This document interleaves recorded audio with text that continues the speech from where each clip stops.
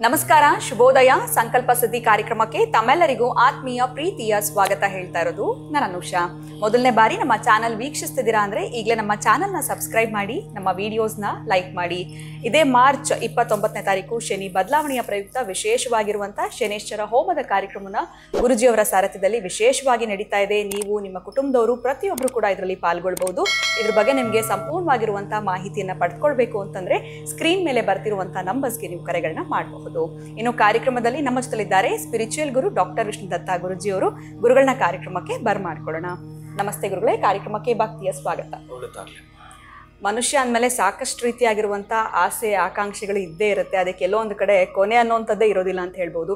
ಆದರೆ ನಮ್ಮ ಜೀವನದಲ್ಲಿ ಕೊನೆಯ ಗುರಿನ ನಾವು ಏನು ಇಟ್ಕೊಳ್ಬೇಕಾಗತ್ತೆ ಗುರುಗಳೇ? ಬಿಕಾಸ್ ಇದು ಕೊನೆ ಅನ್ನೋದೇ ಇಲ್ಲ, ಒಂದಾದ್ಮೇಲೆ ಇನ್ನೊಂದು ಬೇಕು ಅಂತ ಅನ್ಸುತ್ತೆ, ಅದಾದ್ಮೇಲೆ ನೆಕ್ಸ್ಟ್ ಇದು ಅನ್ನೋಂಥ ಹಂತದ್ರಲ್ಲೇ ನಾವು ಇರ್ತೀವಿ. ಆದರೆ ಜೀವನದಲ್ಲಿ ಕೊನೆಯ ಗುರಿ ಏನಾಗಿರ್ಬೇಕು ಅಂತ ಹೇಳ್ತೀರಾ ಗುರುಗಳು? ಓಂ ವಿಶ್ವಸ್ಮೈ ನಮಃ. ಪ್ರೀತಿಯ ಬಂಧುಗಳೇ, ಬಹಳ ದಿನಕ್ಕೆ ಒಳ್ಳೆ ಪ್ರಶ್ನೆ ಅನ್ಕೋತೀನಿ. ಭಗವಂತನ ಸಾಕ್ಷಾತ್ಕಾರ ಒಂದೇ ನಮ್ಮ ಪರಮ ಗುರಿ ಆಗಿರಬೇಕು. ಅವನ ಸೃಷ್ಟಿಯಲ್ಲಿ ಎಲ್ಲವೂ ಅನಿವಾರ್ಯವೇ, ಎಲ್ಲವೂ ಕೂಡ. ಈ ಜಗತ್ತು ಅನ್ನುವುದು ಅವನದೊಂದು ವ್ಯಾಪಾರ ಕೇಂದ್ರ.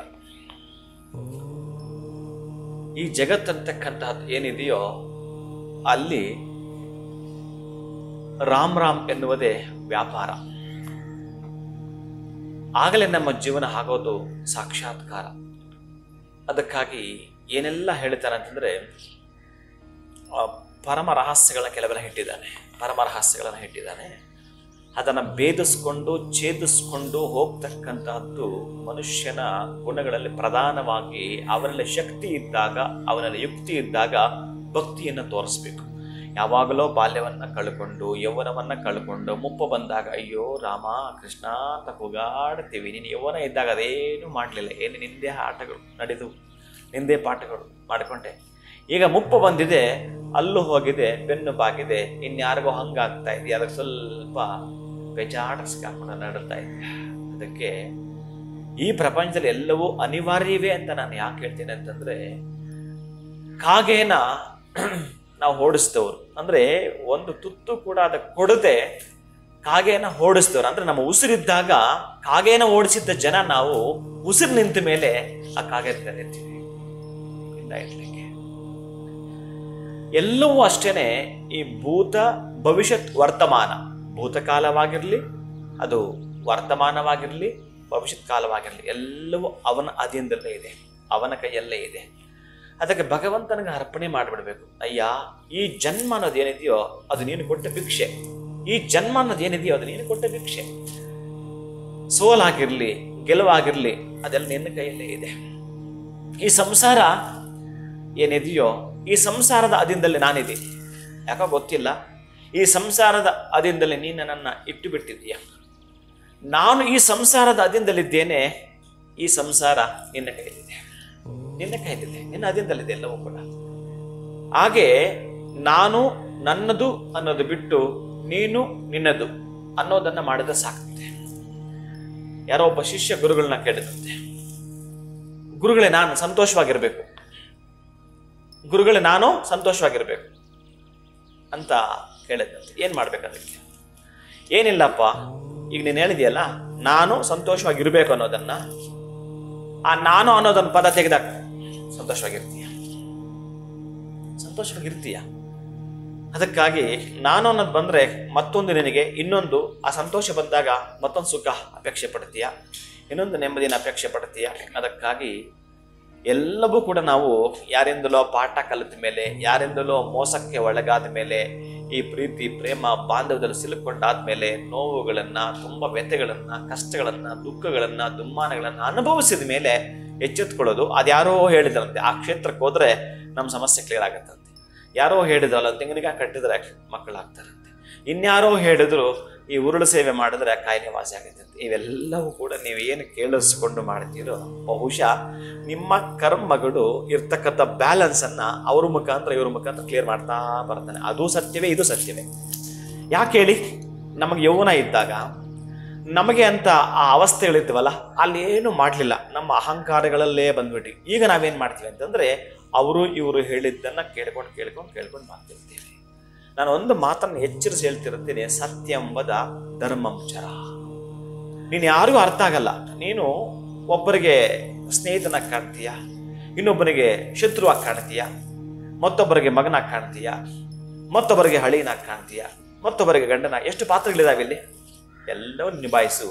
ಆದರೆ ಒಂದು ಸಲ ನೀನು ಆತ್ಮಾವಲೋಕನವನ್ನು ಮಾಡಿಕೊಂಡ್ರೆ ಏನು ಕೊಟ್ಟಿದ್ದಾನೆ ಅಂತಂದರೆ, ಭಗವಂತ 5 ಕೊಟ್ಟಿದ್ದಾನಲ್ಲ, ಆ 5 ಮನುಷ್ಯ ಕಂಡಿಡ್ಕೊಳ್ಳೋಕ್ಕಾಗಲಿ ಅಥವಾ ಮನುಷ್ಯ ಇನ್ನೊಂದು ಯುಗದಲ್ಲಾಗಲಿ ಅದನ್ನು ಮಾಡ್ಕೊಳ್ಳೋಕ್ಕೆ ಸಾಧ್ಯವೇ ಇಲ್ಲ. ಅದನ್ನು ನಾನು ಹೇಳಿದ್ದು, ಆಕಾಶ, ಭೂಮಿ, ನೀರು, ಅಗ್ನಿ, ತೇಜಸ್, ಇವೆಲ್ಲ ಏನಿದಾವೋ ಬೆಳಕು, ಇದನ್ನು ನಾವು ಮಾಡ್ಕೊಳ್ಳೋಕ್ಕೆ ಸಾಧ್ಯವಿಲ್ಲ. ಅವನು ಕೊಟ್ಟಿದ್ದಾನೆ. ಇದನ್ನು ಇಟ್ಟುಕೊಂಡು, ಈ ಪಂಚಭೂತಗಳನ್ನ ಇಟ್ಟುಕೊಂಡು 1-2 ನಿಮಿಷ ಗಾಳಿ ಇಲ್ಲ ಅಂತ ಏನು ಮಾಡ್ತೀರಿ ನೀವು ಹೇಳಿ? ನಿಮ್ಗೆ ನೀರೇ ಸಿಗಲ್ಲ ಅಂತ ಏನು ಮಾಡ್ತೀರಿ ಹೇಳಿ? ಆಹಾಕಾರ ಎದ್ದೋಗಿದೆ, ಈಗಲೇ ನೀರು ಕೊಡಲ್ಲ ಅವ. ನಿಮ್ಮ ವಿಜ್ಞಾನದಲ್ಲಿ ಸೃಷ್ಟಿ ಮಾಡ್ಕೊಳ್ಳಿ, ನೀರನ್ನು ಹೇಗೆ ಮಾಡ್ಕೊಳ್ತೀವಿ ನೋಡೋಣ. ಅದಿದ್ರೆ ಕೃತಕವಾಗಿ ಇನ್ನೇನೋ ಮಾಡ್ತೀರಿ ನೀವು ಅಷ್ಟೇ. ಆ ಹನಿ ಇರ್ತಕ್ಕ ನೀರನ್ನು ಬೇಕಾದ್ರೆ ನೀವು ಗಟ್ಟಿ ಮಾಡಾಕ್ತೀರಿ, ಘನರೂಪಕ್ಕೆ ತಂದುಬಿಡ್ತೀರಿ, ದ್ರವರೂಪವನ್ನು ಘನರೂಪಕ್ಕೆ ತಂದುಬಿಡ್ತೀರಿ, ಇನ್ನೇನೋ ತಲೆ ಓಡುತ್ತೆ. ಪೂರ್ಣ ನೀರನ್ನೇ ಅದಕ್ಕೆ ಪಂಚಭೂತಗಳಲ್ಲಿ ನೀವು ಭಗವಂತನ ಕಾಣಬೇಕು. ಪ್ರತಿನಿತ್ಯ ಎದ್ದು ಕೂಡಲೇ ನನ್ನ ದೇಹದಲ್ಲಿ ಉಸಿರಿಟ್ಟಿದೆಯಾ ಸ್ವಾಮಿ, ನಿಮಗೆ ನಮಸ್ಕಾರ. ಗೊತ್ತಿಲ್ಲವಲ್ಲ ನಮ್ದು ಎಲ್ಲಿಂದ ಎಲ್ಲಿಗೆ ನಮ್ಮ ಪ್ರಯಾಣ ಅಂತ. ನೀನು ಇಲ್ಲಿಗೆ ಕಳಿಸಿದೀಯಾ, ಮತ್ತೆ ಇಲ್ಲಿಗೆ ಬರೋ ತನಕ ಮಧ್ಯದಲ್ಲಿ ಏನೇನಾಗುತ್ತೆ ಎಲ್ಲವೂ ಕೂಡ ನಿನ್ನ ಅಧೀನವೇ, ನೀನೇ ಮಾಡ್ತಾ ಇರೋದು. ಎಲ್ಲವೂ ಅವನ ಮೇಲೆ ಹಾಕಿಬಿಟ್ಟು ಭಗವಂತನ ನಾಮಸ್ಮರಣೆಯೊಂದೇ ಸಾಕ್ಷಾತ್ಕಾರ, ನಿಮ್ಮ ಪರಮ ಗುರಿ. ಕೊನೆಯದಾಗಿ ಏನು ಅಂತಂತಂದರೆ, ಇದನ್ನು ಕೇಳಿಸ್ಕೊಂಡ ಮೇಲೆ ಪ್ರತಿನಿತ್ಯ ನಿಮ್ಮ ಬಾಯಿಂದ ಒಂದೊಂದು ಪದ ಬರ್ತಾನೇ ಇರಬೇಕು, ಗುನುಗ್ತಾನೇ ಇರಬೇಕು ನೀವು. ಅದು ಕಷ್ಟದ ಸಮಯ ಆಗಿರಲಿ, ನಷ್ಟದ ಸಮಯ ಆಗಿರಲಿ, ಸಂತೋಷದ ಸಮಯ ಆಗಲಿ, ಅವೆಲ್ಲವೂ ಕೂಡ ಅವನ ಕೈಯಲ್ಲೇ ಇದ್ದಾವೆ. ನೀವು ಅವನ ನಾಮ ಜಪಿಸ್ತಾ ಬಂದರೆ ಇವನು ಯಾಕೋ ತುಂಬ ಅನಾಯಾಸ ಪಡ್ಕೊಳ್ತಿದ್ದಾನಪ್ಪ.